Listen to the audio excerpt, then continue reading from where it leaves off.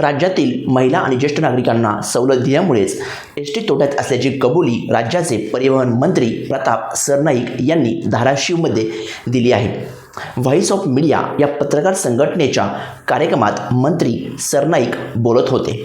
त्यावेळी पत्रकारांना एसटीमध्ये सूट द्यावी अशी मागणी करण्यात आली. त्यावेळी महिलांसाठी देण्यात येणाऱ्या 50% तिकीट सवलतीला राज्य सरकार ब्रेक लावण्याच्या तयारीत असल्याची चर्चा सुरू झाली आहे. मंत्री सरनाईक म्हणाले, लाडक्या बहिणींना बसमध्ये 50% सवलत आणि ज्येष्ठ नागरिकांना मोफत बस या सवलतीमुळे एसटीची अशी परिस्थिती झाली आहे.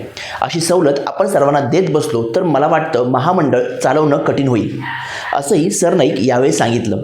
सरनाईक यांनी महिला आणि ज्येष्ठ यांना देण्यात आलेल्या सवलतीमुळेच एसटीला दर दिवशी 3 कोटी रुपयाचा तोटा होत असल्याचे असे त्यावेळेस जे आहे ते यावेळी ते म्हणाले. तसेच गावखेड्यांपर्यंत एसटी पोचली पाहिजे. ज्या भागात एसटी जात नाही त्या भागात एसटी पोचवण्यासाठी प्रयत्न करत असल्याचे सरनाईक हे देखील त्यावेळेस म्हणाले. राज्यातील महिलांना एसटी प्रवासात 50% सवलत देण्याचा निर्णय राज्यातील तत्कालीन मुख्यमंत्री एकनाथ शिंदे यांनी घेतला होता.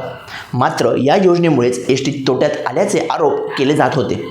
परंतु राज्य सरकार मात्र या आरोपांना फेटाळत होतं. आता मात्र राज्याचे परिवहन मंत्री प्रताप सरनाईक यांनी धाराशिव येथील कार्यक्रमात याबद्दल कबुली दिली आहे. दरम्यान राज्य सरकारने निवडणुकीपूर्वी राबवलेल्या योजनांचे निकष अधिक कठोर करण्याचा सपाटा या काळात लावला आहे. त्यामुळे आता एसटीच्या सवलतीला ब्रेक लावण्यात येणार असल्याची चर्चा सुरू झाली आहे. राज्याचा आर्थिक भार वाढल्याने योजनांचा लगाम आवळण्यात येत असल्याची चर्चा या निमित्ताने राजकीय वर्तुळात सुरू झालेली आहे.